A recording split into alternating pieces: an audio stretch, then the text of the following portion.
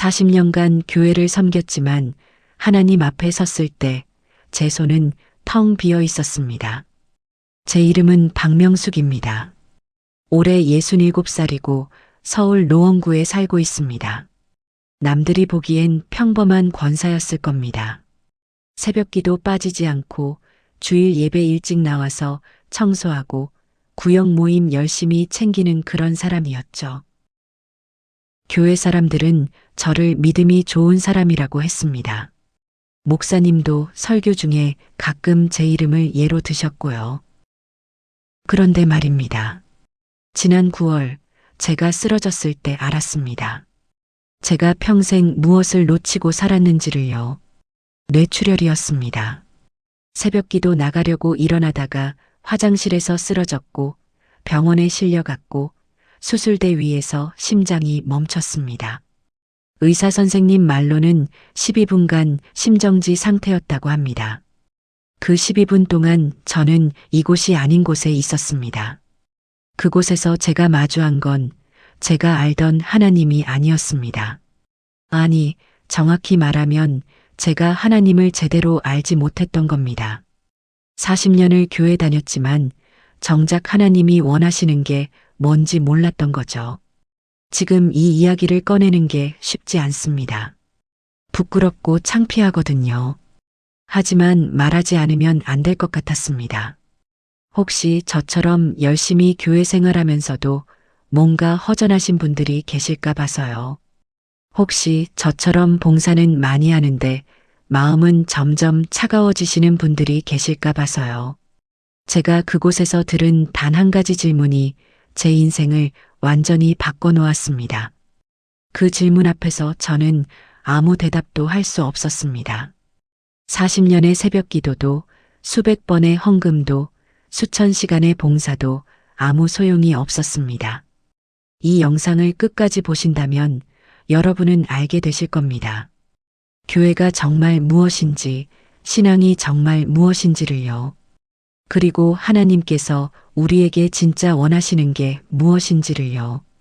저는 심장이 멈춘 후에야 진짜 신앙이 무엇인지 배웠지만 여러분은 살아계신 지금 이 순간 깨달으실 수 있습니다. 여러분, 잠시 멈춰서서 마음을 들어보세요. 이 간증을 들으며 가슴이 조금이라도 울렸다면 그 자리에서 여러분의 지역과 함께 아멘을 댓글로 남겨주세요.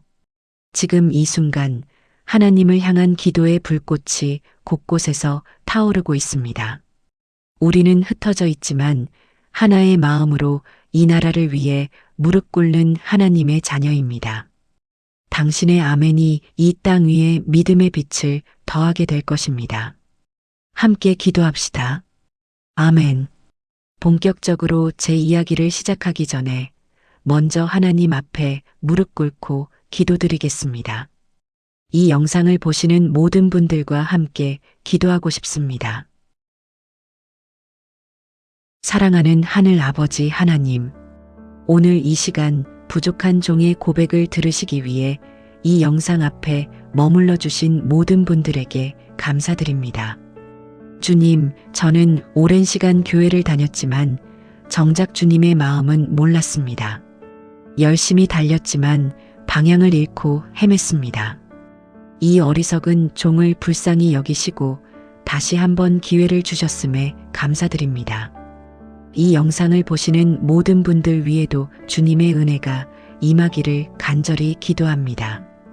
혹시 지금 신앙생활이 무겁고 힘드신 분이 계시다면 위로해 주시고, 교회에서 상처받고 돌아서신 분이 계시다면 치유해 주시고, 열심히 달리고 있지만 허전함을 느끼시는 분이 계시다면 진짜 기쁨을 허락해 주옵소서. 이 시간 저의 부끄러운 고백이 누군가에게는 위로가 되고, 누군가에게는 깨달음이 되고, 누군가에게는 새로운 시작이 되기를 간절히 소망합니다. 이 모든 말씀 예수 그리스도의 이름으로 기도드립니다. 아멘. 여러분, 잠시만요. 이런 귀한 간증들을 계속 받아보시려면 구독 버튼과 좋아요를 꼭 눌러주세요. 여러분의 구독 하나하나가 더 많은 영혼들에게 하나님의 사랑을 전하는 소중한 씨앗이 됩니다. 그리고 소중한 가족, 지인, 주변의 모든 분들께 널리 나누어 하나님의 영광을 선포하며 복음의 빛이 더 많은 영혼들을 살리는 도구가 되기를 간절히 기도합니다. 그럼 지금부터 죽음의 문턱에서 돌아온 한 영혼의 놀라운 증언, 바로 시작해 보겠습니다. 제가 처음 교회에 발을 디딘 건 27살 때였습니다. 결혼하고 얼마 안 됐을 때였죠. 남편 따라 나갔던 주일 예배에서 묘한 평안을 느꼈습니다. 세상이 아무리 힘들어도 이곳만은 다를 거라는 기대가 생겼죠. 그렇게 시작한 신앙생활이 어느덧 40년이 되었습니다. 40년이라는 시간이 짧지 않죠. 그 세월 동안 저는 교회의 거의 모든 구석을 거쳤습니다. 처음엔 새신자로 조용히 뒷자리에 앉아 있었고 몇 년 지나 구역원이 되었고 10년쯤 지나자 구역장을 맡았습니다.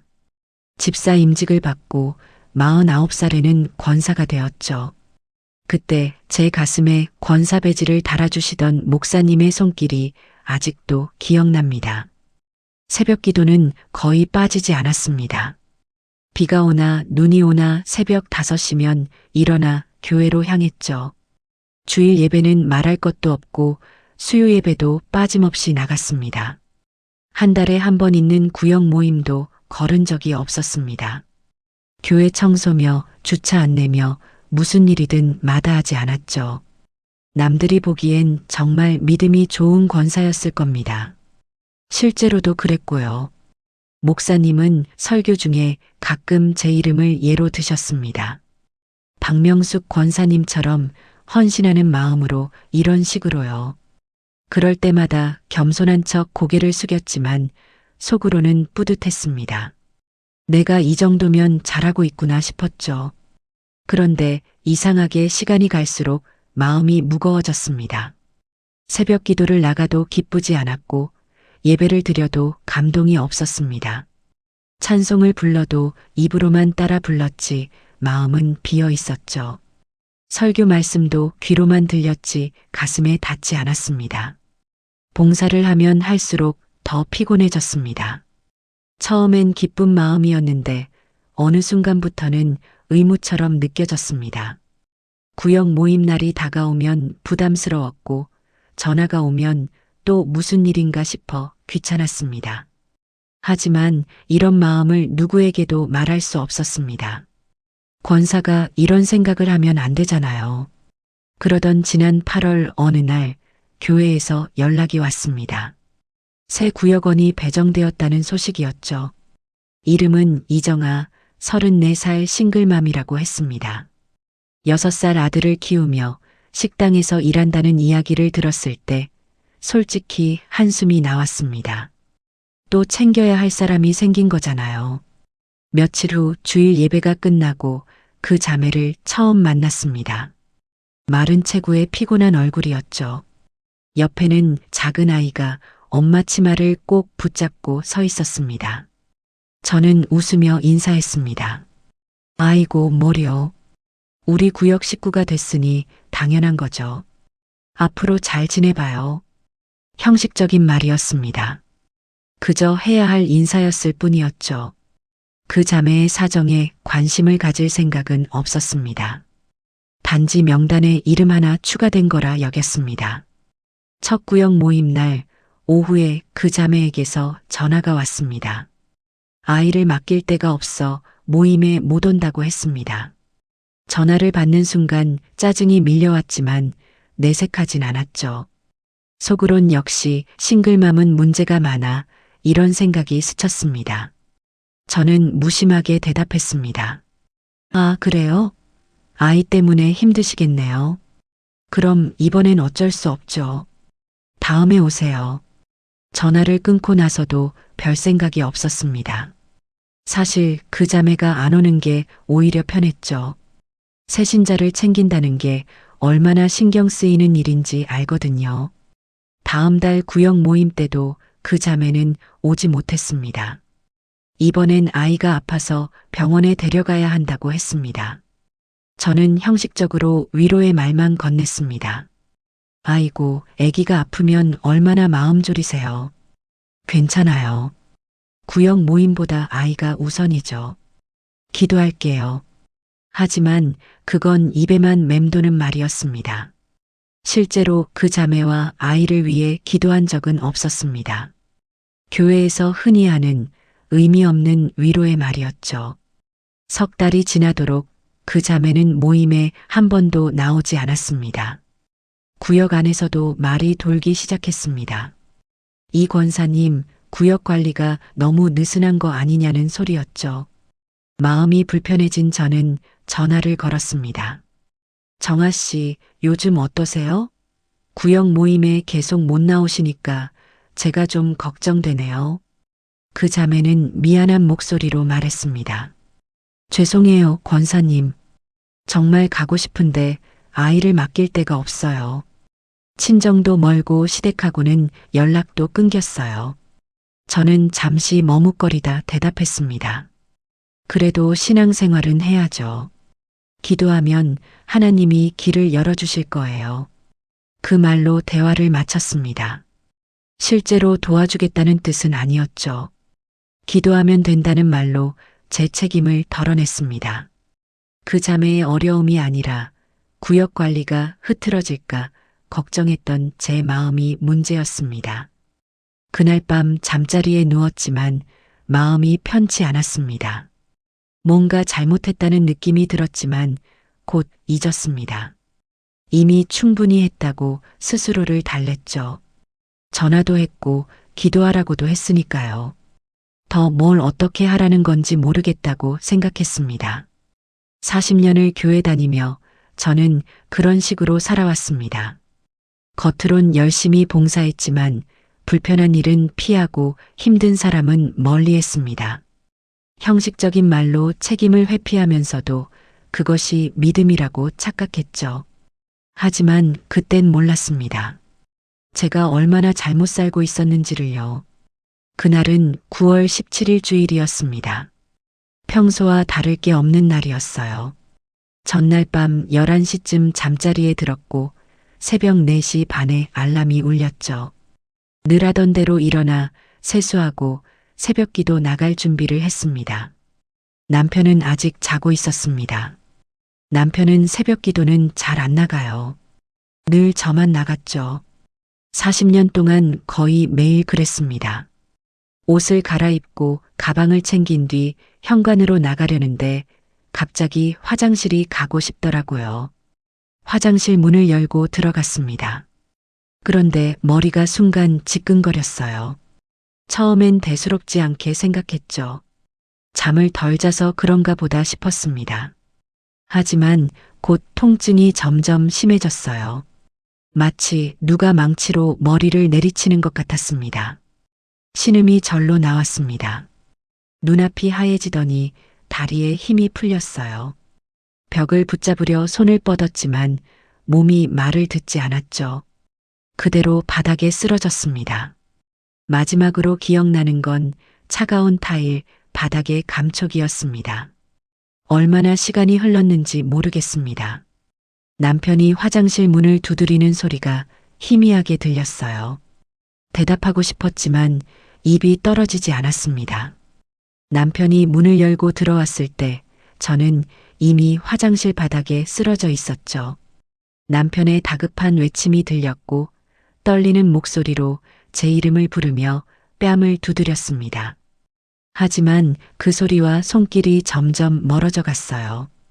아무리 힘을 주어도 눈꺼풀은 끝내 올라가지 않았습니다. 의식은 희미하게 있었지만 몸이 전혀 움직이지 않았어요. 남편이 급하게 구급차를 불렀다는 걸 나중에 들었습니다. 멀리서 사이렌 소리가 들렸습니다. 구급대원들이 들것에 저를 눕혔고 남편이 제 손을 꼭 잡고 있는 게 느껴졌어요. 구급차 안에서 대원이 혈압을 재고 산소 마스크를 씌웠습니다. 뭔가 말을 했지만 무슨 말인지 알아듣지 못했어요. 병원에 도착했습니다. 응급실 천장에 하얀 형광등이 눈에 들어왔어요. 의사 선생님과 간호사들이 분주히 움직였죠. 누군가 제 눈에 손전등을 비췄고 다른 누군가는 팔에 주사를 놓았습니다. 그들이 나누는 대화가 조각조각 들렸어요.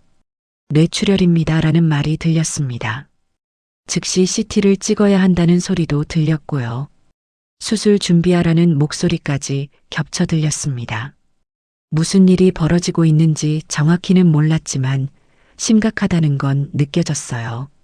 복도로 나가는 순간 남편의 얼굴이 보였습니다. 남편이 울고 있었어요. 결혼한 지 40년 만에 처음 보는 모습이었습니다.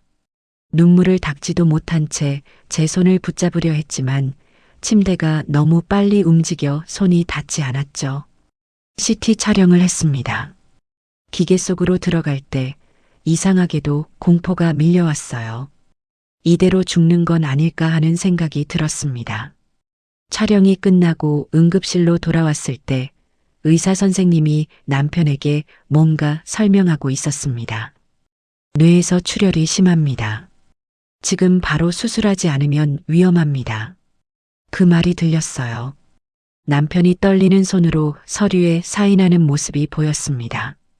그때 복도 저편에서 익숙한 목소리들이 들렸어요. 아들과 딸이었습니다. 아들 민수는 40살, 딸 은주는 38살이죠. 두 아이가 헐레벌떡 달려왔습니다. 저를 부르는 딸 은주의 목소리가 들렸어요. 제 얼굴을 들여다보며 울고 있었습니다. 민수도 옆에서 주먹을 꽉 쥐고 있었죠. 평소 무뚝뚝하던 아들이 눈시울을 붉히고 있는 모습이 희미하게 보였어요. 수술실로 들어가기 직전 가족들이 침대 옆에 섰습니다. 남편이 제 손을 잡았고 은주가 다른 손을 잡았어요. 민수는 제 이마를 조심스레 쓸어내렸죠. 여보, 걱정하지 마. 괜찮을 거야. 금방 끝날 거야. 남편이 그렇게 말했지만 목소리가 떨리고 있었습니다. 저는 대답하고 싶었지만 입이 열리지 않았어요. 그저 눈으로만 가족들을 바라봤습니다. 수술실 문이 열리고 간호사들이 침대를 밀었습니다. 뒤에서 가족들의 흐느낌이 들렸어요. 문이 닫히면서 그 소리도 사라졌습니다. 수술실 안은 너무 밝았습니다. 커다란 조명이 천장에 달려 있었고 여러 기계들이 삐삐 소리를 냈습니다. 마취과 선생님이 제 팔에 약을 주입하셨고 의식이 서서히 흐려졌어요. 혹시 깨어나지 못하면 어쩌지? 그 생각이 들었습니다. 이대로 가족들과 영영 헤어지는 걸까? 아직 아들 결혼식도 못 봤는데 은주 뱃속의 아이도 만나보지 못했는데 그런 생각들이 스쳤어요. 수술이 시작됐습니다. 의식이 점점 멀어졌고 마지막으로 들은 건 기계음과 의료진들의 짧은 대화였어요. 그리고 모든 게 어두워졌습니다. 얼마나 시간이 흘렀을까요? 나중에 들은 이야기지만 수술은 4시간이나 걸렸다고 합니다. 그 중에 심각한 일이 있었대요. 제 심장이 멈춘 겁니다. 의료진이 급하게 심폐소생술을 시작했다고 합니다. 가슴을 강하게 누르고 제세동기로 전기 충격을 주었죠. 1번, 2번, 3번 심장은 여전히 멈춰 있었습니다. 복도에서는 가족들이 무릎 꿇고 기도하고 있었대요. 남편이 두 손을 모으고 통곡하며 하나님께 매달렸다고 합니다. 아이들도 울며 기도했대요. 수술실 안에서는 의료진이 포기하지 않았습니다. 10분이 지나고 11분이 지나도 반응이 없었어요. 담당 의사 선생님의 이마에는 땀이 흘렀습니다. 그리고 12분째 되는 순간 기적처럼 제 심장이 다시 뛰기 시작했습니다. 그 순간 이상한 일이 벌어졌습니다. 갑자기 고통이 사라졌어요. 머리의 통증도 몸의 무거움도 모든 게 한순간에 없어졌습니다. 너무나 가벼웠죠. 마치 오랫동안 짊어지고 있던 짐을 내려놓은 것 같았어요. 눈을 떴습니다. 아니, 눈을 뜬 건지 원래 떠져 있었던 건지 알 수 없었어요. 그런데 제가 이상한 곳에 있었습니다. 천장 근처였어요. 제가 천장 가까이 떠 있었던 거예요. 처음엔 꿈인 줄 알았습니다. 마취 때문에 이상한 꿈을 꾸는 거라고 생각했죠. 하지만 너무 생생했어요. 꿈이라고 하기엔 모든 게 너무 선명했습니다. 아래를 내려다봤습니다. 수술대 위에 누군가 누워 있었어요. 의료진들이 그 사람을 둘러싸고 있었죠. 한 의사 선생님이 그 사람의 가슴을 강하게 누르고 있었습니다. 리듬에 맞춰서요. 하나, 둘, 셋, 넷. 계속 반복했어요. 간호사가 제세동기를 준비하고 있었습니다. 다른 간호사는 주사를 들고 대기하고 있었고요. 모두가 긴장한 표정이었어요. 급박한 상황이라는 게 느껴졌습니다. 그런데 이상했어요. 수술대 위에 누운 사람의 얼굴이 보였는데 그게 저였습니다. 제 얼굴이었어요. 제가 저를 내려다보고 있었던 거죠. 순간 혼란스러웠습니다. 제가 여기 있는데 저기에도 있다니요. 이게 무슨 일인가 싶었어요. 하지만 곧 깨달았습니다. 아, 제 영혼이 몸을 떠난 거구나. 두려워야 했는데 두렵지 않았어요. 오히려 이상하게 평온했습니다. 평생 느껴보지 못한 평화였죠. 세상의 모든 근심과 걱정이 사라진 것 같았어요. 의사 선생님이 계속 제 가슴을 눌렀습니다. 땀이 이마에 맺혀 있었어요. 옆에 있던 간호사가 시계를 보며 뭔가 말했죠. 10분이 지났다는 말 같았습니다. 제세동기 패드가 제 가슴에 붙여졌어요. 의사 선생님이 버튼을 눌렀습니다. 제 몸이 들썩였죠. 하지만 심장은 뛰지 않았어요. 다시 한번 전기 충격을 가했습니다. 또 실패했어요. 보고 있자니 이상한 기분이 들었습니다. 저건 제 몸인데 남의 일 같았어요. 마치 텔레비전에서 의학 드라마를 보는 것 같았죠. 현실감이 없었습니다.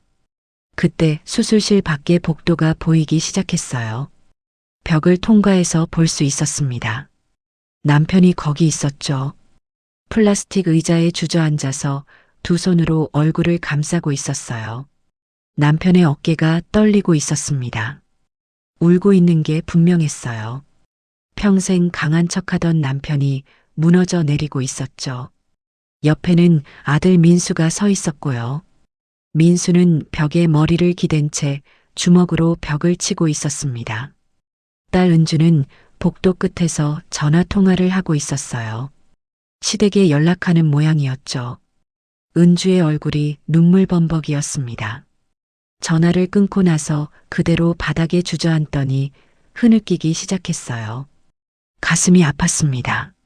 아니, 정확히 말하면 가슴이 아파야 하는데 아프지 않았어요. 감정은 느껴지는데 육체적 고통은 없었습니다. 그저 가족들이 안쓰러웠죠. 특히 남편을 보니 미안했습니다. 평생 함께 살면서 제대로 사랑한다고 말한 적이 없었어요. 당연하게 여겼죠. 항상 옆에 있으니까요. 하지만 지금 보니 남편이 얼마나 소중한 사람인지 알겠더라고요. 아이들에게도 미안했어요. 엄마로서 잘했다고 생각했는데 사실은 교회 일에 바빠서 아이들을 소홀히 했던 것 같아요. 민수가 직장에서 힘들어할 때도, 은주가 결혼 준비하면서 스트레스 받을 때도 저는 교회 구역 모임이 더 중요했습니다. 제가 죽은 건가요? 속으로 물었습니다. 누구에게 묻는 건지도 몰랐어요. 그냥 물어봤죠.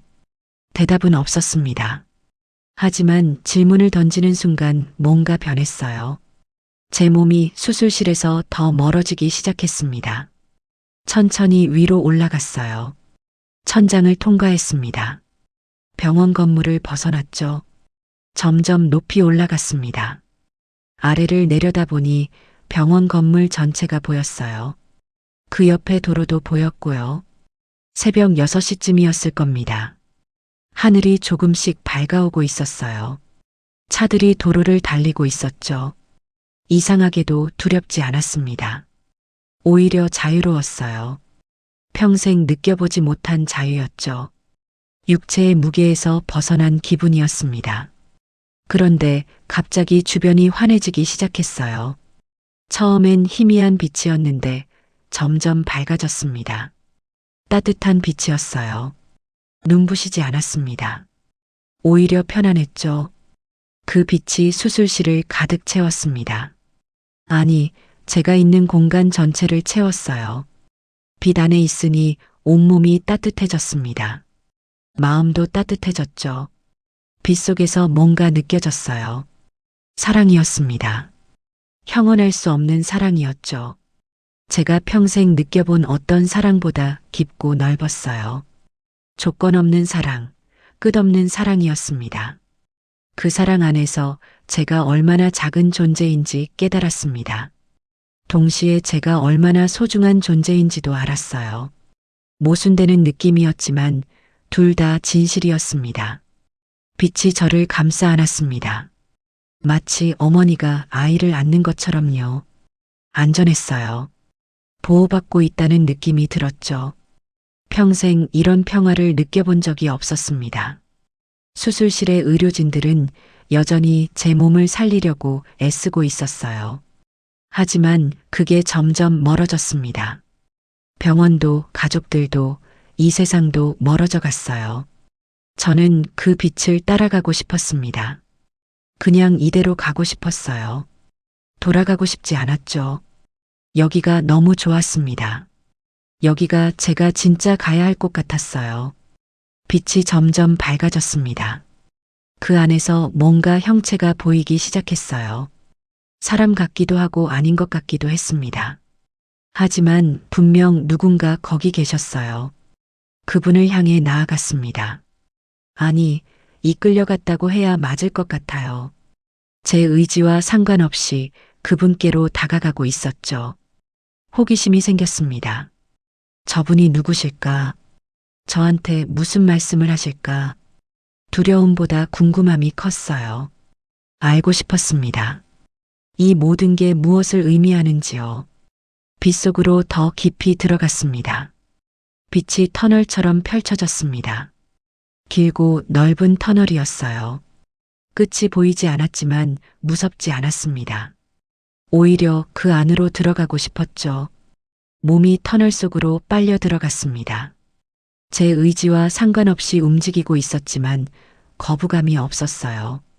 이상하게도 자연스러웠습니다. 터널 안은 온통 빛이었습니다. 눈부시지 않은 하얀 빛이었죠. 오히려 따뜻하고 부드럽게 느껴졌습니다. 그 빛이 제 온몸을 감싸 안았습니다. 마음까지 포근해졌어요. 속도가 점점 빨라졌습니다.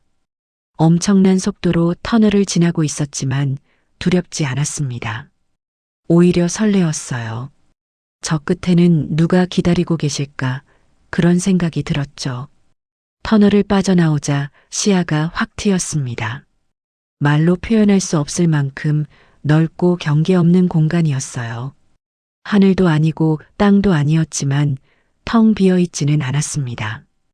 그곳은 사랑으로 가득 차 있었습니다. 설명할 수 없는 사랑이었어요.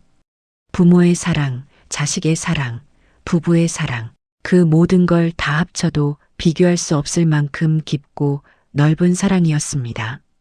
그 사랑이 저를 완전히 감쌌습니다. 평생 목말랐던 것이 채워지는 기분이었어요. 마치 오래 헤매던 끝에 집으로 돌아온 것처럼요.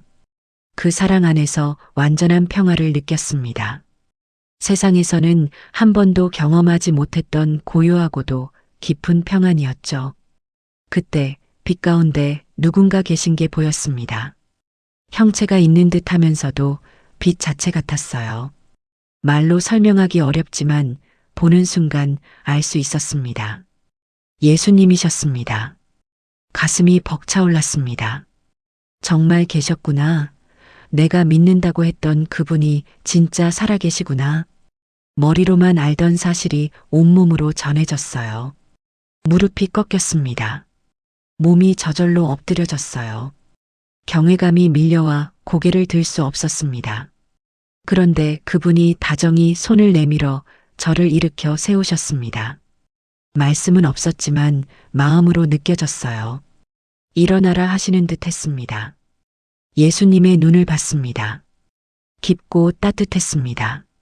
그 눈 안에는 우주만큼 큰 사랑이 있었어요. 그리고 그 사랑이 온전히 저를 향해 있었습니다. 그분은 제 모든 것을 보고 계셨습니다.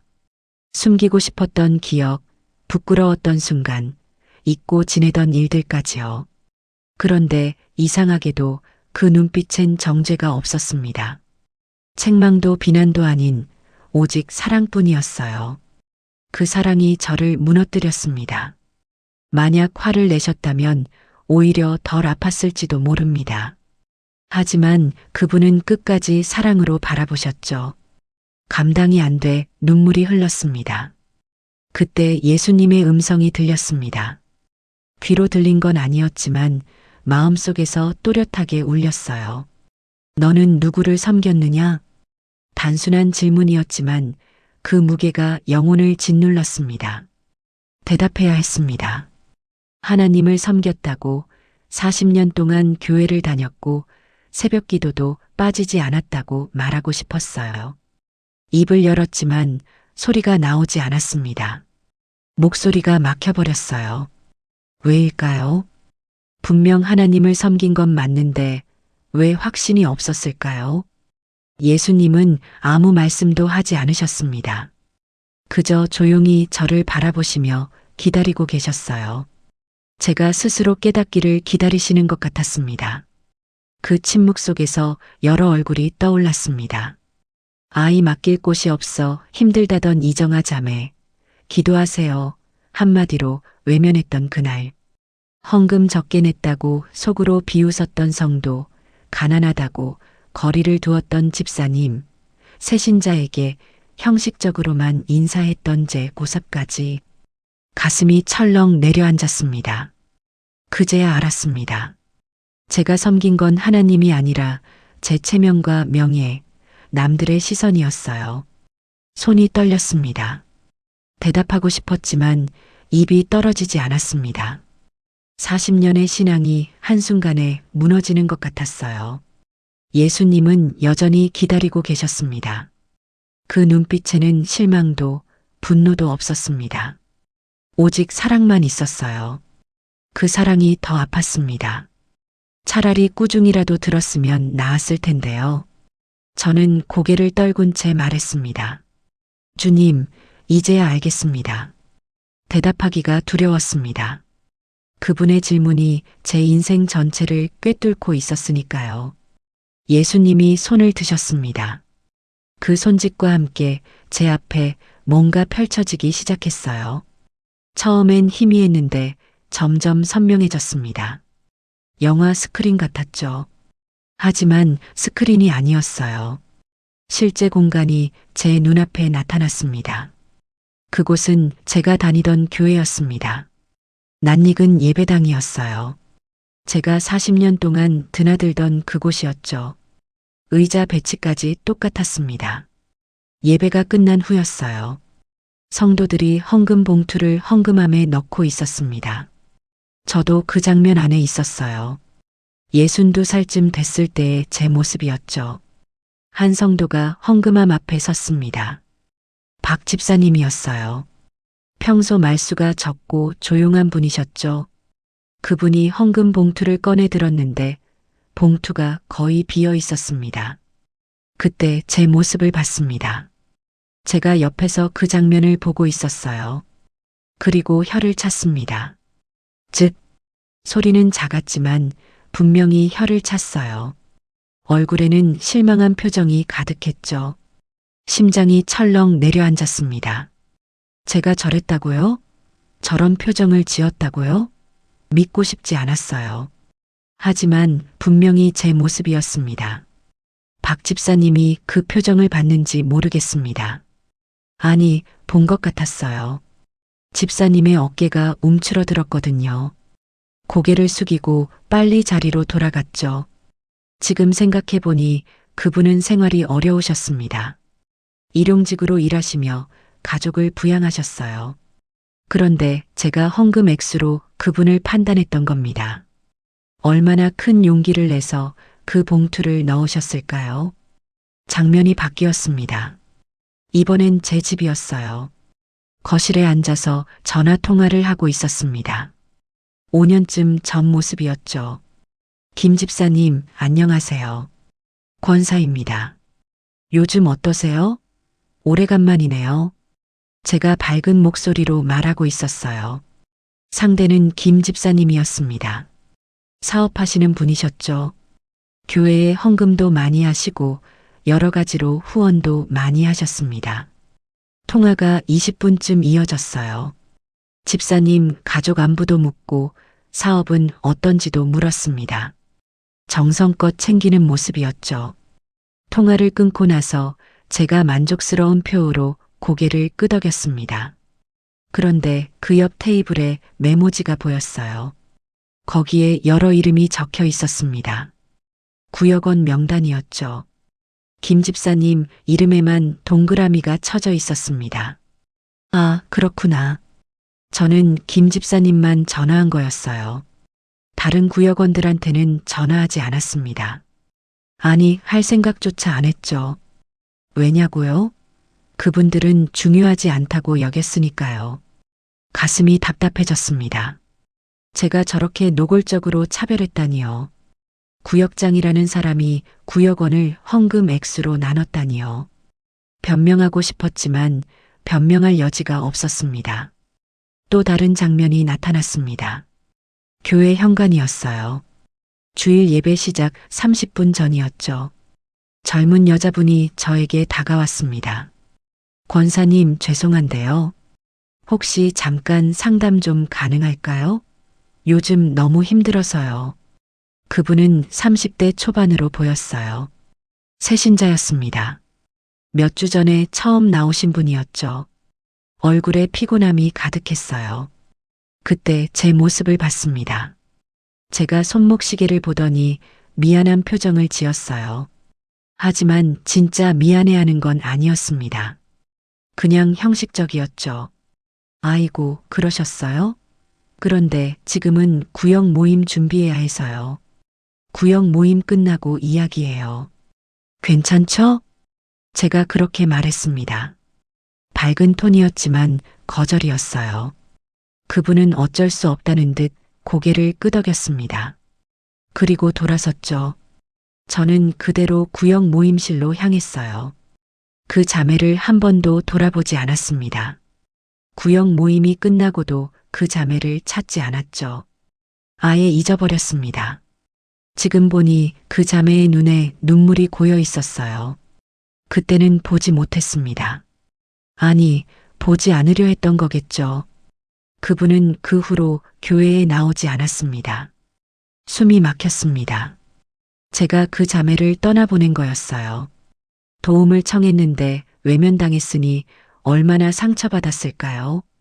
구역 모임이 그렇게 중요했나요? 사람보다요? 마지막 장면이 펼쳐졌습니다. 교회 주차장이었어요. 주일 오전이었죠. 저는 제 차에서 내리고 있었습니다. 그때 옆에 낡은 경차 한 대가 들어왔어요. 15년은 넘어 보이는 차였습니다. 페인트가 벗겨진 곳도 있었고 범퍼가 찌그러져 있었죠. 차에서 한 성도가 내렸습니다. 최 권사님이었어요. 저보다 5살 많으신 분이었죠. 평소 말씀도 별로 없으시고 늘 구석에 앉아 계셨습니다. 최 권사님이 제 쪽을 보며 가볍게 고개를 숙였어요. 인사하신 거였죠. 그런데 제 반응을 보세요. 저는 눈을 피했습니다. 못 본 척 했어요. 그리고 빨리 교회 건물 쪽으로 걸어갔습니다. 최 권사님과 마주치지 않으려고요. 왜 그랬을까요? 부끄러웠던 걸까요? 낡은 차를 타는 분과 같이 걷는 게요? 최 권사님은 그 자리에 멈춰 섰어요. 제가 지나가길 기다리셨습니다. 고개를 숙이고 계셨죠. 그분의 표정이 보였습니다. 익숙한 표정이었어요. 무시당하는 게 익숙한 사람의 얼굴이었습니다. 더 이상 볼 수 없었습니다. 눈을 감고 싶었어요. 하지만 눈을 감아도 그 장면들이 계속 보였습니다. 제 안에 새겨진 거였죠. 40년의 기억이었습니다. 그 중에서도 제가 외면하고 싶었던 순간들이었어요. 덮어두고 싶었던 장면들이었죠. 하지만 예수님은 그걸 보여주셨습니다. 부끄러웠습니다. 너무 부끄러웠어요. 권사라는 직분을 달고 저런 짓을 했다니요. 구역장이라는 사람이 구역원을 차별했다니요. 아니, 이건 제 본심이 아니었어요. 변명하고 싶었습니다. 저도 바빴다고, 할 일이 많았다고 말하고 싶었어요. 일부러 그런 게 아니라고 항변하고 싶었죠. 하지만 입 밖으로 나오지 않았습니다. 변명이 의미 없었거든요. 제 행동이 전부였습니다. 의도가 어땠든 결과가 전부였어요. 제가 섬긴 건 하나님이 아니었습니다. 제 체면이었어요. 제 명예였죠. 남들이 저를 어떻게 보는지가 중요했습니다.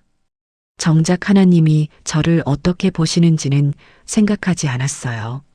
40년이 한순간에 무너졌습니다. 제가 쌓았다고 믿었던 모든 게 사실은 모래성이었던 거예요. 바람 한 번에 무너지는 그런 것이었습니다. 눈물이 흘렀습니다. 부끄러움과 수치심이 밀려왔어요. 제가 얼마나 위선적이었는지, 얼마나 교만했는지 똑똑히 봤습니다. 예수님이 다시 말씀하셨습니다.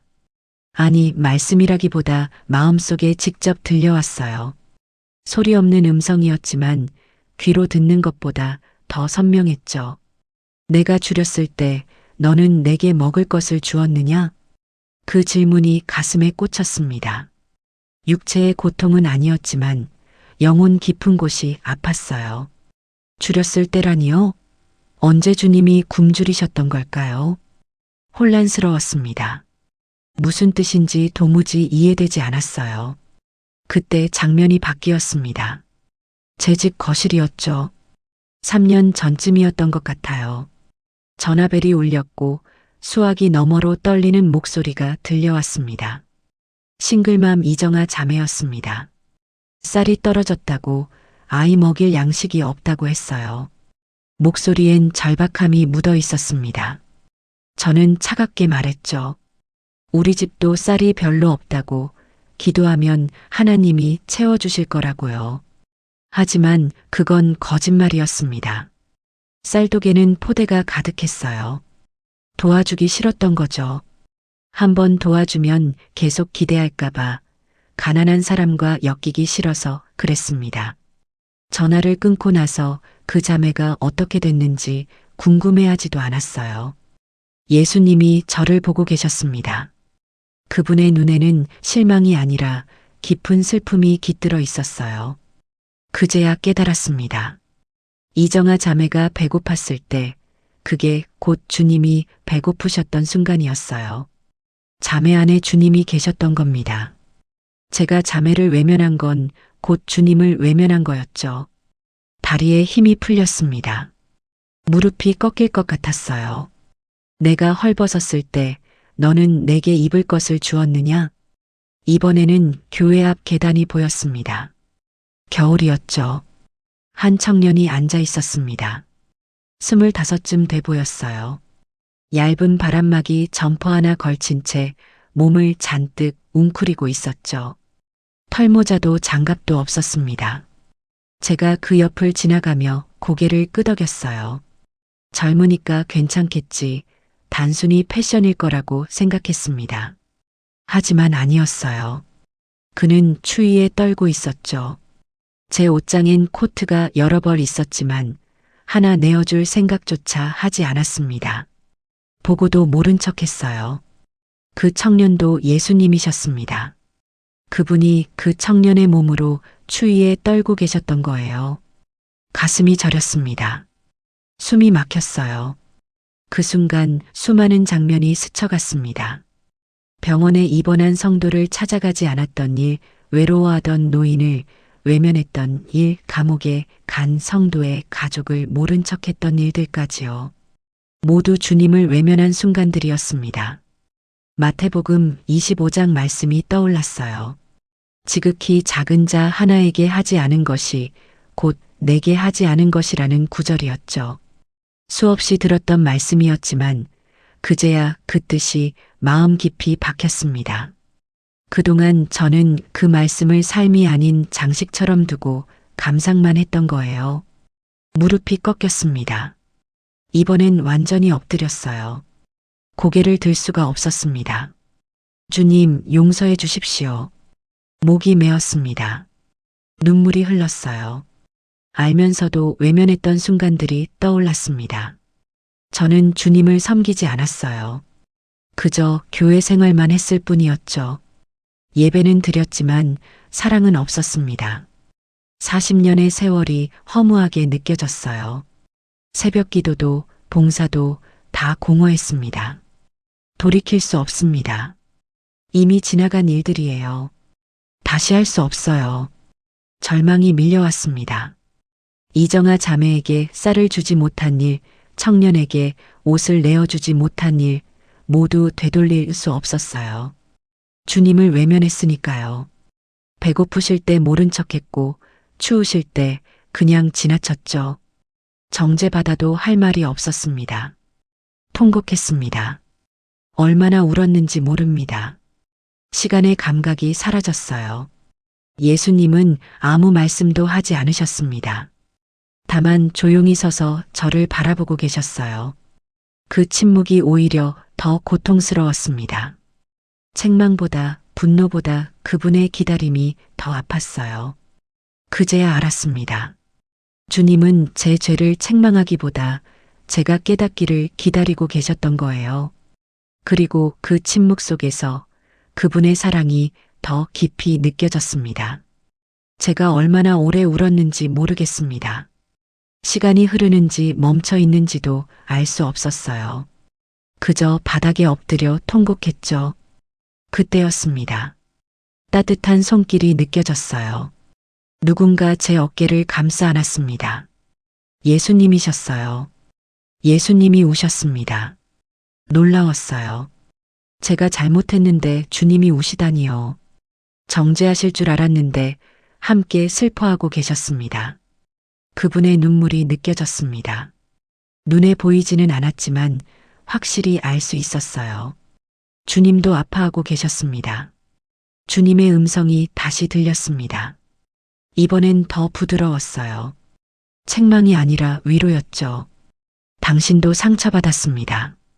그 한마디에 뭔가 무너졌습니다. 제 안에 쌓여있던 벽이 무너지는 것 같았어요. 오랫동안 잊고 지냈던 기억들이 떠올랐습니다. 어린 시절이 보였어요. 8살쯤 됐을 때였습니다. 가난한 집에서 자랐죠. 아버지는 일용직으로 일하셨고 어머니는 남의 집 가사 도우미를 하셨어요. 학교에서 소풍 가던 날이 기억났습니다. 다른 아이들은 화려한 도시락을 가져왔어요.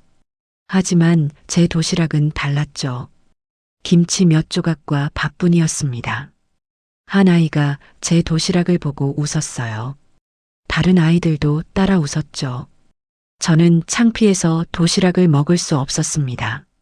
그날 하루 종일 굶었어요. 중학교 때는 교복이 문제였습니다. 언니가 입던 교복을 물려받았거든요. 낡고 색이 바랬죠. 반 아이들이 수군거렸습니다. 저애는 왜 저런 옷을 입고 다니냐고요. 고등학교 졸업 후 취직했습니다. 공장에 다녔어요. 거기서도 무시당했죠. 학력이 낮다고 집안이 변변찮다고 무시받았습니다. 결혼 후에도 비슷했어요. 시댁 식구들이 저를 깔봤습니다. 가난한 집안 출신이라고요. 시어머니는 며느리 자랑할 때 저는 빼놨어요. 그 상처들이 제 안에 쌓였습니다. 인정받고 싶었어요. 무시당하지 않고 싶었죠. 그래서 교회에서 열심히 했던 겁니다.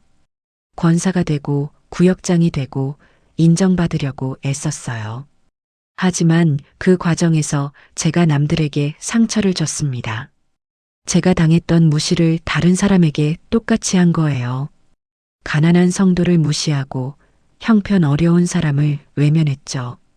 예수님의 음성이 다시 들렸습니다. 상처받은 자가 다시 상처 주는 악순환을 끊으십시오. 가슴을 찌르는 말씀이었습니다. 제가 그 악순환의 한가운데 있었어요. 피해자였지만 동시에 가해자였던 겁니다. 눈물이 다시 쏟아졌습니다. 이번엔 다른 눈물이었어요. 통해의 눈물이기도 했지만 동시에 깨달음의 눈물이었죠. 예수님이 저를 일으켜 세우셨습니다. 부드럽게 손을 내미셨어요. 그 손을 잡았습니다. 따뜻했죠. 일어서서 주님을 바라봤습니다. 주님의 눈에는 여전히 사랑이 가득했어요. 실망도 정죄도 없었습니다. 그저 사랑만 있었죠. 주님이 말씀하셨습니다. 이번엔 명령이 아니라 부탁 같았어요. 간곡했습니다. 돌아가라고 하셨습니다.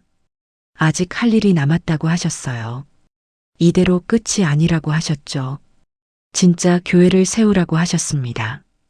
건물을 짓는 게 아니라 마음으로 세우라고 하셨어요. 사람과 사람 사이에 다리를 놓으라고 하셨죠. 제가 외면했던 사람들을 찾아가라고 하셨습니다. 이정아 자매부터 시작하라고 하셨어요. 그 청년도 찾아보라고 하셨죠. 늦었지만 지금이라도 사랑하라고 하셨습니다. 두려웠습니다. 할 수 있을까요? 제가요? 이미 40년을 잘못 살았는데 이제 와서 바꿀 수 있을까요? 주님이 제 마음을 아셨습니다. 말하지 않아도 다 아시더라고요. 그래서 다시 말씀하셨어요. 혼자 하는 게 아니라고 하셨습니다. 주님이 함께 하신다고 하셨어요. 두려워하지 말라고 하셨죠. 그리고 예언 같은 말씀을 하셨습니다. 2026년부터 점차 많은 사람이 교회를 떠날 거라고 하셨어요. 상처받고 지쳐서 떠날 거라고요. 제가 그들을 막아야 한다고 하셨습니다. 아니, 막는 게 아니라 다리가 되어야 한다고 하셨어요. 떠난 사람과 교회 사이에 다리가 되라고 하셨죠. 어떻게요? 방법을 물었습니다. 주님은 간단하게 대답하셨어요. 사랑하면 된다고 하셨습니다. 진짜로 사랑하면 된다고요. 말로만 사랑한다고 하지 말고 행동으로 보여주라고 하셨어요. 배고픈 사람 먹이고, 헐벗은 사람 입히고, 외로운 사람 찾아가고, 아픈 사람 돌보라고 하셨습니다. 지극히 작은 자 하나를 섬기는 게 곧 주님을 섬기는 거라고 하셨죠. 사명이 무거웠습니다. 감당할 수 있을까 싶었어요. 제가 그럴 자격이 있나 싶었죠. 하지만 동시에 감사했습니다. 다시 기회를 주신다는 게 감사했어요. 이미 끝났다고 생각했는데 새로운 시작을 주신 겁니다. 주님이 제 이마에 손을 얹으셨습니다. 따뜻한 기운이 온몸에 퍼졌어요. 힘이 생겼습니다. 할 수 있을 것 같았어요. 빛이 다시 밝아지기 시작했습니다. 이번엔 저를 감싸던 빛이 아니었어요. 저를 밀어내는 빛이었죠. 돌아가야 할 시간이었습니다. 떠나기 싫었어요. 여기가 너무 좋았거든요. 하지만 사명이 있었습니다. 해야 할 일이 있었죠. 주님께 마지막으로 여쭤봤습니다. 제가 잘할 수 있을까요? 또 실패하면 어떡하죠? 주님이 웃으셨습니다. 처음으로 보는 미소였어요. 따뜻하고 다정했죠. 완벽하지 않아도 된다고 하셨습니다. 실수해도 괜찮다고 하셨어요. 중요한 건 사랑하려는 마음이라고 하셨죠. 빛이 저를 완전히 감쌌습니다. 주님의 모습이 점점 흐려졌어요. 하지만 주님의 마지막 말씀은 선명했습니다. 기억하라고 하셨습니다. 지극히 작은 자 하나를 사랑하는 게 곧 주님을 사랑하는 거라고요. 잊지 말라고 하셨죠. 터널이 다시 나타났습니다. 이번엔 반대 방향이었어요. 빛이 저를 끌어당겼습니다. 빠른 속도로 터널을 통과했죠. 멀어지는 주님을 향해 속으로 다짐했습니다.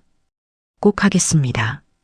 주님이 맡기신 사명, 끝까지 감당하겠습니다. 터널 끝이 보이기 시작했습니다. 터널을 빠져나왔습니다. 그런데 이상했어요. 어두웠습니다. 빛의 세계에서 어둠의 세계로 돌아온 것 같았죠. 무거웠습니다. 몸이 느껴지기 시작했어요. 영혼만 있을 때는 가벼웠는데 육체로 돌아오니 무겁더라고요. 마치 두꺼운 코트를 입은 것 같았습니다. 고통이 밀려왔습니다. 머리가 아팠어요. 가슴도 답답했죠. 숨쉬기가 힘들었습니다. 살아있다는 증거였어요. 삐삐삐. 기계 소리가 들렸습니다. 심전도 기계였어요. 리듬이 규칙적이었죠. 제 심장이 다시 뛰고 있었습니다.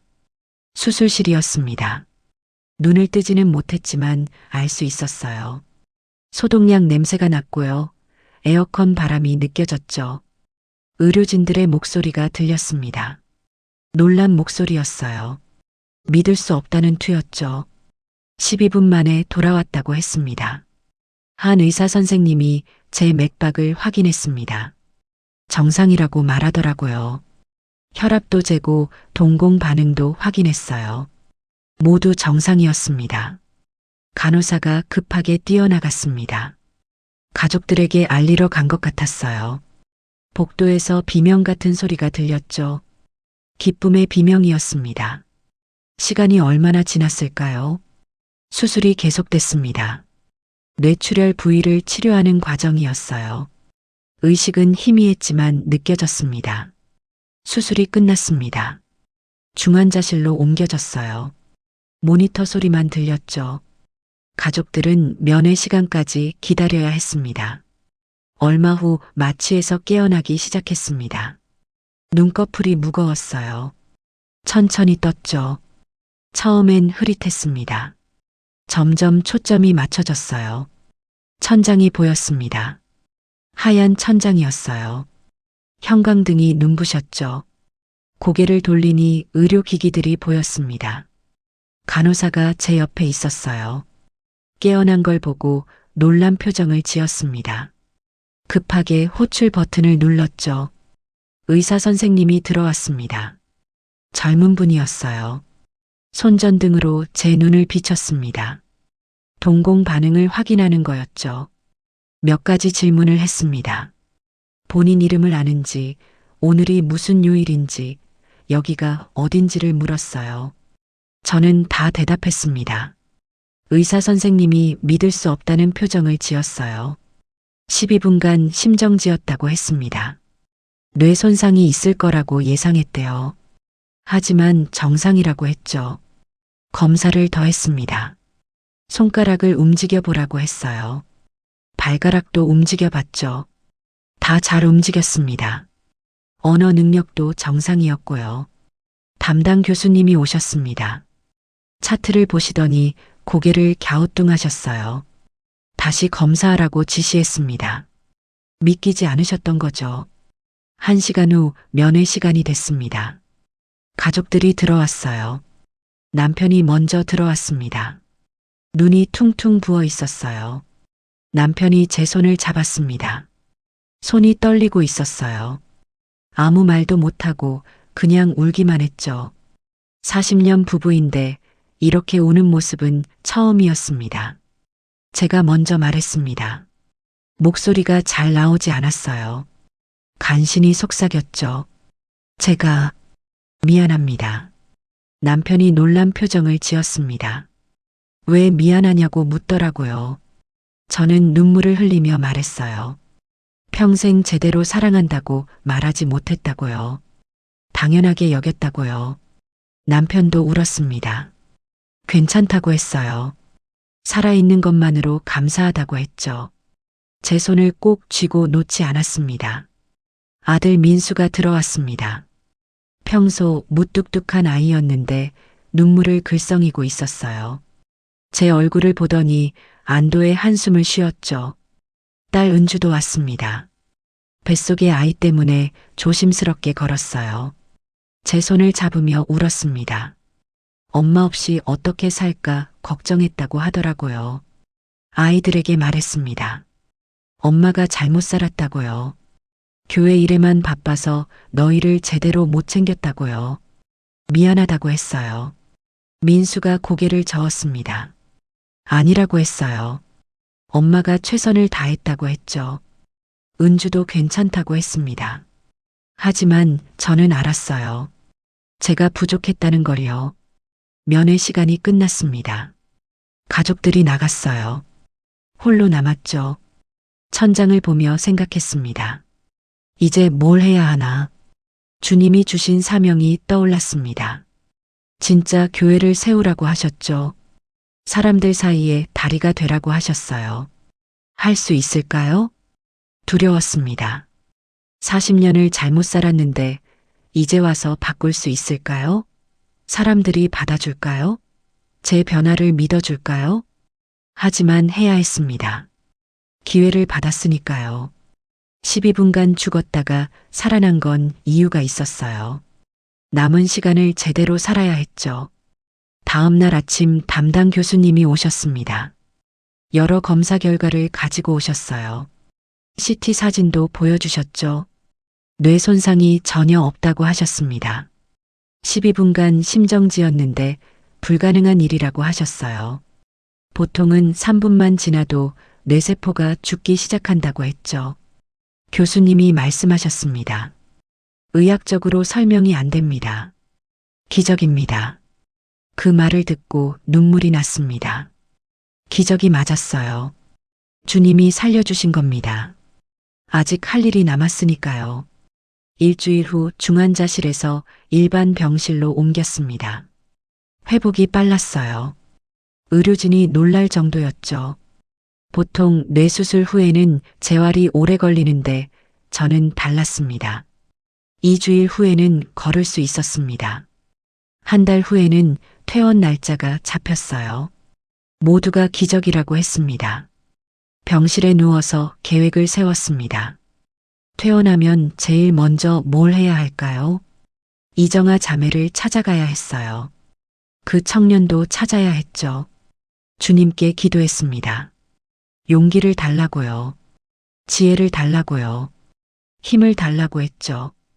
혼자서는 할 수 없었습니다. 주님이 함께 하셔야 했어요. 퇴원 날이 다가왔습니다. 떨렸습니다. 새로운 시작이었어요. 이제 진짜 신앙생활이 시작되는 거였죠. 퇴원하던 날 오후였습니다. 집에 돌아와서 짐을 풀고 잠시 쉬었어요. 남편은 제가 누워있으라고 했죠. 하지만 누워있을 수가 없었습니다. 할 일이 있었어요. 미룰 수 없는 일이었죠. 주님과의 약속이었습니다. 저녁 6시쯤 집을 나섰습니다. 남편이 어디 가냐고 물었어요. 잠깐 다녀오겠다고만 했죠. 남편은 걱정스러운 표정이었지만 말리지 않았습니다. 이정아 자매의 주소를 알고 있었어요. 구역원 명단에 적혀 있었죠. 반지하 집이었습니다. 계단을 내려가니 낡은 철문이 보였어요. 초인종을 눌렀습니다. 심장이 두근거렸죠. 안에서 발소리가 들렸습니다. 문이 열렸어요. 이정아 자매였습니다. 저를 보고 놀란 표정을 지었어요. 당연히 놀랄 만했죠. 구역장이 갑자기 집에 찾아왔으니까요. 권사님, 어쩐 일이세요? 자매가 조심스럽게 물었습니다. 저는 대답하기 전에 무릎을 꿇었어요. 자매 앞에서 고개를 숙였죠. 자매가 깜짝 놀라 저를 일으키려 했습니다. 하지만 저는 일어서지 않았어요. 말씀드려야 했습니다. 용서를 구했습니다. 자매가 도움을 청했을 때 외면한 것, 쌀이 떨어졌다고 했을 때 기도하라고만 한 것, 진심으로 챙기지 않은 모든 것을 사과했어요. 자매가 울기 시작했습니다. 괜찮다고 했어요. 이해한다고 했죠. 하지만 저는 괜찮지 않았습니다. 제가 잘못한 거였으니까요. 한참을 그렇게 있었습니다. 자매가 저를 일으켜 세웠어요. 집 안으로 들어오라고 했죠. 좁은 방이었습니다. 하지만 깨끗했어요. 6살 아들이 장난감을 가지고 놀고 있었어요. 귀여운 아이였습니다. 저를 보고 수줍게 숨었죠. 자매와 오래 이야기했습니다. 그동안 얼마나 힘들었는지 들었어요. 혼자 아이를 키우며 일하는 게 얼마나 버거운지 알게 됐죠. 집에 돌아와서 남편과 상의했습니다. 아이를 돌봐주면 어떻겠냐고요. 구역 모임이 있는 날에는 우리 집에서 봐주면 자매가 모임에 올 수 있다고 했죠. 남편이 좋은 생각이라고 했어요. 오히려 왜 진작 생각하지 못했냐고 하더라고요. 저는 부끄러웠습니다. 진작 할 수 있었던 일이었죠. 다음 구역 모임 때 실천했습니다. 이정아 자매에게 전화했어요. 아이를 우리 집에 데려오라고 했죠. 자매가 처음엔 부담스러워했지만 제가 간곡히 부탁했습니다. 모임 1시간 전에 자매가 아이와 함께 왔어요. 아이는 처음엔 낯을 가렸지만 곧 적응했습니다. 남편이 장난감을 꺼내주며 놀아줬죠. 자매가 구역 모임에 처음으로 참석했습니다. 얼마나 기뻐하던지요. 다른 구역원들도 반갑게 맞아줬어요. 모임이 끝나고 한 구역원이 물었습니다. 다음에도 아이를 봐주실 거냐고요. 그럼 자기도 한번 봐주겠다고 했어요. 놀라웠습니다. 제가 시작한 작은 행동이 다른 사람에게 영향을 준 거였죠. 한 달 후에는 구역원 3명이 돌아가며 아이를 돌봐주게 됐습니다. 이정아 자매의 얼굴이 밝아졌어요. 교회가 따뜻하다고 말했습니다. 처음으로 환영받는다고 느낀다고 했죠. 주일 예배 후에도 변화를 시도했습니다. 이전에는 아는 사람들하고만 이야기했어요. 하지만 이제는 혼자 있는 사람을 찾았죠. 구석에 혼자 앉아 있는 청년이 보였습니다. 다가가서 인사했어요. 처음엔 어색해했지만 점차 마음을 열더라고요. 그 청년은 2달 전에 처음 나온 새신자였습니다. 아무도 말을 걸지 않아서 외로웠다고 했어요. 그런데 제가 다가가니 감사하다고 하더라고요. 다음 주에도 그 청년을 찾았습니다. 점심 같이 먹자고 했어요. 청년이 기뻐했죠. 그렇게 매주 만나다 보니 친해졌습니다. 박 집사님도 신경 쓰기 시작했습니다. 헌금 봉투가 비어있던 그분이요. 전에는 무시했는데 이제는 먼저 다가갔어요. 형편이 어려운 걸 알았습니다. 일용직이라 일이 없는 날도 많다고 했어요. 그래도 교회는 나오고 싶다고 하더라고요. 쌀을 준비했습니다. 10kg짜리 한 포대와 반찬 몇 가지요. 저녁에 집사님 댁에 갔어요. 문 앞에 놓고 초인종만 누르고 왔습니다. 이름을 밝히지 않았어요. 누가 줬는지 모르게 하고 싶었죠. 주님 말씀처럼 오른손이 하는 일을 왼손이 모르게 하고 싶었습니다. 다음 주일에 박 집사님을 봤습니다. 얼굴이 환해져 있었어요. 누군가 쌀과 반찬을 놓고 갔다고 말하더라고요. 감사하다고 했죠. 제 마음도 따뜻해졌습니다. 베푸는 게 이렇게 기쁜 일인 줄 몰랐어요. 40년 동안 놓쳤던 기쁨이었죠. 하지만 모두가 좋아한 건 아니었습니다. 기존 리더들 중 일부가 불편해했어요. 한 권사님이 저를 따로 불렀습니다. 박 권사님, 요즘 왜 그러세요? 날카로운 목소리였습니다. 무슨 뜻인지 알았어요. 제 변화가 불편한 거였죠. 왜 갑자기 새신자들한테만 신경 쓰냐고 물었습니다. 기존 구역원들은 소홀히 하는 거 아니냐고 했어요. 교회 질서를 흐트러뜨린다고도 했죠. 마음이 흔들렸습니다. 맞는 말인가 싶었어요. 제가 너무 앞서가는 건가 싶었죠. 하지만 주님이 주신 사명을 떠올렸습니다. 지극히 작은 자를 섬기라고 하셨죠. 불편해하는 사람이 있어도 계속해야 했습니다. 그 권사님께 조심스럽게 말씀드렸습니다. 제가 임사체험을 하고 깨달은 게 있다고요. 진짜 신앙은 행동이라고요.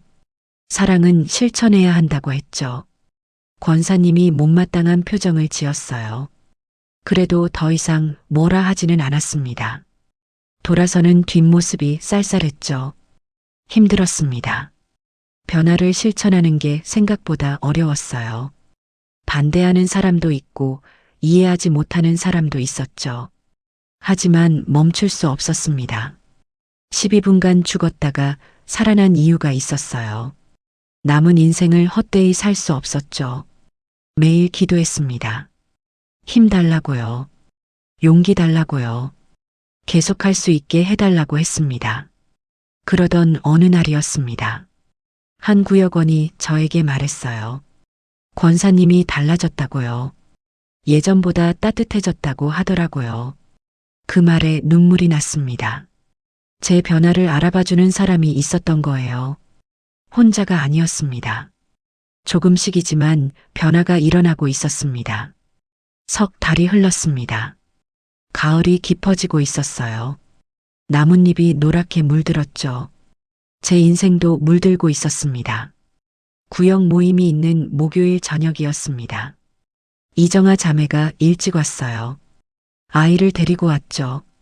아이는 이제 우리 집이 익숙해졌습니다. 남편이 아이와 놀아주는 동안 자매와 이야기를 나눴어요. 요즘 어떠냐고 물었죠. 자매가 잠시 말을 멈추더니 눈물을 글썽였습니다. 권사님, 저 처음으로 교회가 따뜻합니다. 그 한마디에 제 눈에도 눈물이 고였어요. 자매가 말을 이었습니다. 처음 교회 나왔을 때는 외로웠다고요. 아무도 자기를 신경 쓰지 않는 것 같았대요. 하지만 지금은 다르다고 했습니다. 구역원들이 아이를 돌봐주고 반찬도 나눠주고 진심으로 안부를 묻는다고요. 교회가 가족 같다고 했어요. 자매의 고백이 제 가슴을 뭉클하게 했습니다. 이게 바로 교회구나 싶었어요. 건물이 아니라 사람이었죠. 프로그램이 아니라 사랑이었습니다. 그날 구역 모임은 특별했습니다. 이정아 자매가 간증을 했어요. 교회에 처음 왔을 때와 지금이 얼마나 다른지 나눴죠. 다른 구역원들도 눈물을 흘렸습니다. 한 구역원이 제안했습니다. 우리끼리 작은 모임을 하면 어떻겠냐고요. 일주일에 한 번 집에서 모여 진짜 나눔을 하자고 했어요. 좋은 생각이었습니다. 교회에서 하는 공식 모임 말고 더 깊은 나눔이 필요했어요. 5명이 동의했죠. 다음 주 화요일 저녁에 시작하기로 했습니다. 첫 모임은 우리 집에서 했습니다. 간단한 저녁 식사를 준비했어요. 함께 밥을 먹으며 한 주를 나눴죠. 형식이 없었습니다. 정해진 순서도 없었어요. 그냥 편하게 이야기했습니다. 힘들었던 일, 감사한 일, 기도 제목을 나눴어요. 누군가 울면 함께 울었습니다. 누군가 기뻐하면 함께 기뻐했어요. 서로의 짐을 나눴죠. 이게 진짜 교제구나 싶었습니다. 모임이 끝나고 한 자매가 말했습니다. 교회 다닌 지 10년이 넘었는데 이런 교제는 처음이라고요. 속 깊은 이야기를 나눠본 게 처음이래요. 다른 구역원들도 고개를 끄덕였습니다. 모두 비슷한 마음이었어요. 오랫동안 교회를 다녔지만 진짜 교제는 부족했던 거죠. 그 모임은 계속됐습니다. 매주 화요일 저녁이 기다려졌어요. 서로의 삶을 나누고 기도해주는 시간이 소중했습니다. 한 달쯤 지났을 때 놀라운 일이 있었습니다. 2년 전에 교회를 떠났던 최 권사님이 다시 나온 거예요. 주일 예배에 조용히 앉아 계셨습니다. 예배 후 찾아갔습니다. 오랜만이라고 인사했어요. 최 권사님이 수줍게 웃으셨죠. 왜 다시 오시게 됐냐고 여쭤봤습니다. 권사님이 말씀하셨어요. 박 권사님 소문을 들었다고요. 많이 변했다는 이야기를 들었대요. 혹시 교회도 변했을까 싶어서 용기 내서 왔다고 하셨어요. 제가 변한 게 누군가에게 용기가 됐다니요. 믿기지 않았습니다. 하지만 감사했어요. 제 작은 변화가 영향을 미친 거였죠. 최 권사님과 오래 이야기했습니다. 왜 교회를 떠나셨는지 들었어요. 무시당하고 외로워서였다고 하셨죠. 경제적으로 어려우니 사람들이 피했다고요. 미안했습니다. 제가 주차장에서 권사님을 피했던 게 떠올랐어요. 사과드렸죠. 권사님이 괜찮다고 하셨지만 제 마음은 무거웠습니다. 앞으로는 다르게 하겠다고 약속했습니다. 진심으로 교제하겠다고요. 권사님이 고맙다고 하시며 제 손을 잡으셨어요. 그 주부터 최 권사님도 작은 모임에 오셨습니다. 처음엔 조심스러워 하셨지만 점차 마음을 여셨어요. 힘들었던 이야기를 나누셨죠. 모임 식구들이 권사님을 진심으로 품었습니다. 필요한 것을 물어봤고 도울 수 있는 걸 찾았어요. 권사님의 얼굴이 점점 밝아졌습니다. 한 달 후에는 또 다른 성도가 돌아왔습니다. 3년 전에 떠났던 정 집사님이었어요. 젊은 분이셨죠. 30대 후반쯤 됐을 겁니다. 집사님도 비슷한 이야기를 했습니다. 교회가 차갑게 느껴져서 떠났다고요. 하지만 요즘 분위기가 달라졌다는 소문을 들었대요. 한번 나와봤다고 했어요. 변화가 퍼지고 있었습니다. 한 사람의 변화가 다른 사람에게 영향을 주고 그게 또 다른 사람에게 전해지는 거였어요. 담임 목사님도 변화를 느끼셨나 봅니다. 어느 주일 설교 시간이었어요. 목사님이 섬김의 교회에 대해 설교하셨죠. 교회는 건물이 아니라 사람이라고 하셨습니다. 예배당의 크기가 아니라 사랑의 깊이가 중요하다고 하셨어요. 지극히 작은 자를 섬기는 게 예수님을 섬기는 거라고 강조하셨죠. 설교를 들으며 눈물이 났습니다. 주님이 제게 주신 사명과 같은 말씀이었어요. 목사님도 그 마음을 품고 계셨던 거죠. 예배 후 목사님이 저를 부르셨습니다. 사무실로 오라고 하셨어요. 무슨 일인가 싶어 긴장했죠. 사무실에 들어갔습니다. 목사님이 웃으며 맞아주셨어요. 요즘 박 권사님이 많이 변했다고 하시더라고요. 임사체험 이후 달라진 것 같다고 하셨습니다. 새신자들을 챙기고 어려운 성도를 돌보고 작은 모임도 시작했다고 들으셨대요. 감사하다고 하셨어요. 권사님 같은 평신도 리더가 필요하다고요. 함께 교회를 변화시키자고 하셨죠. 목사님의 격려가 큰 힘이 됐습니다. 혼자가 아니었어요. 같은 마음을 품은 사람들이 있었죠. 지금 이 이야기를 마무리하며 여러분께 전하고 싶은 말이 있습니다. 저는 죽어야 살았습니다. 심장이 멈춘 12분 동안 제 인생을 돌아봤어요. 40년 교회 생활이 얼마나 헛됐는지 깨달았죠. 하지만 여러분은 다릅니다. 살아계신 지금 이 순간 시작할 수 있어요. 죽을 때까지 기다리지 마세요. 교회가 차갑다고 느끼시나요? 그렇다면 여러분이 따뜻함이 되어주세요. 외로운 사람이 보이나요? 다가가 주세요. 힘든 사람이 있나요? 짐을 나눠주세요. 거창한 일이 아닙니다. 작은 실천이에요. 한 사람에게 관심 갖기, 진심으로 안부 묻기, 필요한 것 채워주기. 그것만으로도 충분합니다. 제가 변한 건 특별해서가 아닙니다. 주님의 사랑을 깨달았기 때문이에요. 그 사랑을 나누고 싶었죠. 여러분도 할 수 있습니다. 지금 시작하세요. 오늘부터요. 한 사람부터요. 그렇게 한 사람씩 변하면 교회가 변합니다. 교회가 변하면 세상이 변해요. 작은 불씨가 큰 불꽃이 되는 거죠. 저는 이제 알아요. 진짜 신앙이 뭔지요. 예배당에 자주 나가는 게 아니에요. 사랑을 실천하는 거예요. 주님이 원하시는 건 숫자가 아닙니다. 진심이에요. 형식이 아니라 본질이죠. 여러분, 함께 진짜 교회를 세워요. 건물이 아니라 마음으로요. 프로그램이 아니라 사랑으로요. 아직 늦지 않았습니다.